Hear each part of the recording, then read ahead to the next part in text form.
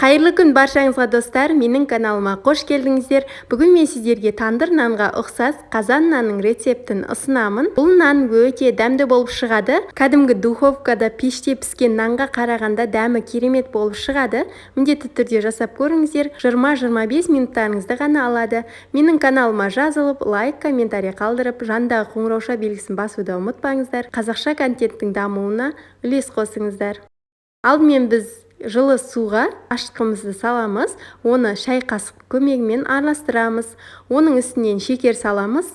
Тағы да кішкене араластырып, 5 минутқа бетін жауып қойып қоямыз. Міндетті түрде жылы су болуы қажет. Бұл біздің қамырымыздың көтеріліп шығуына көмегін береді. Міне осылай көтеріліп көпіріп шығады. Және алдын ала електен өткізілген ұнымыздың үстінен осы дайындап алған ашытқымызды құямыз.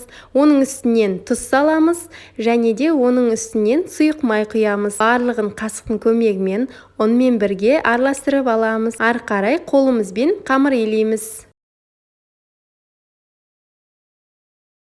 Илеген қамырымыз біздің қаттылау болып шығуы қажет. Осы видеода көріп тұрғандай етіп жасаңыздар. Міне қолмен көрсетіп жатырмын. Қамырымыз сәл қаттылау болады. Оның үстінен сұйық май құямыз және осылай кішкене қолымызбен басып, қақпағын жауып, 1 сағатқа жылы жерге қойып қоямыз.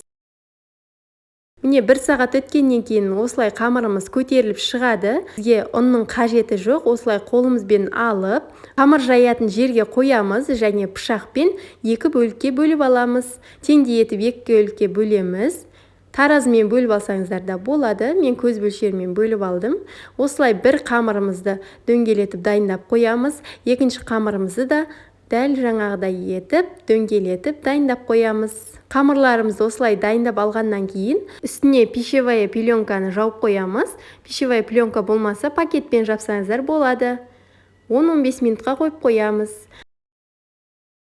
Бізге осындай қазан қажет болады. Қазанның қақпағына нанды жапсырып жабатын боламыз. Өте дәмді болып шығады және де жарық өшкен кезде осы қазанмен қолдансаңыздар болады. Қазанымызды орта отта қоямыз. Қақпағын басқа отқа қойып, қатты қыздырып аламыз. Қазанның ішіне кішкене тұз салып қоямыз. Бұл біздің қазанымыздың қарайып кетпеуіне көмегін береді. Қамырымызды аламыз, міне осылай көтеріліп шығады. Тағы да қолымыздың көмегімен нан жайғанда етіп жайып шығамыз. Оның үстінен вилкамен тесіп шығамыз. Бұл біздің қамырымыздың көтеріліп кетпеуіне көмегін береді. Вилканың орнына нан шұқығыш қолдансаңыздар болады. Нанымыз келесі бетке аударып, оған жұмыртқаның ақ уызын жағып шығамыз. Сары уызы нанның бетін әсемдеуге қажет болады. Жаңағы отқа қойған қазанымызды алып, нанымызды жапсырамыз. Абайлаңыздар, қазанымыздың қақпағы қатты ыстық болады.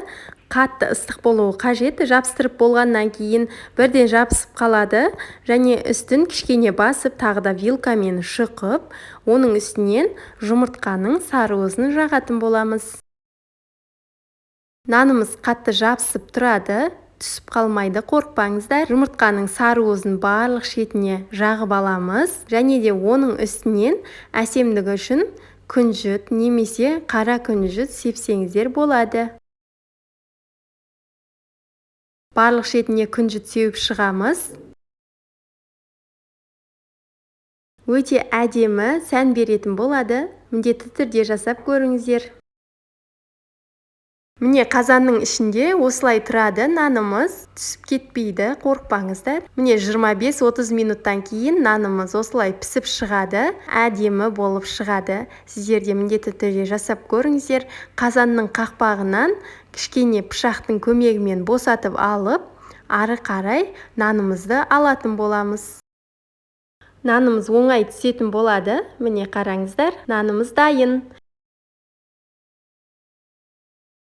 Екінші қамырымызды алып, дәл жаңағыдай етіп, вилкамен шұқып шығамыз.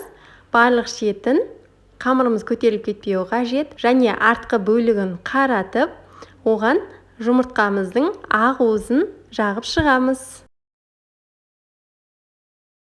барлық шетіне тигізіп жағамыз. Қазанымыздың қақпағын екінші мәрте қайтадан ысытып алып, нанымызды жабыстырамыз. Бұл нанды да 25-30 минутқа қақпағын жауып қойып қоямыз. Міне достар, біздің нандарымыз дайын, өте дәмді, керемет, жұмсақ болып шығады. Міндетті түрде жасап көріңіздерші. Және де менің каналыма жазылып, лайк, комментарий қалдыруды ұмытпаңыздар. Ас болсын, хош сау болыңыздар.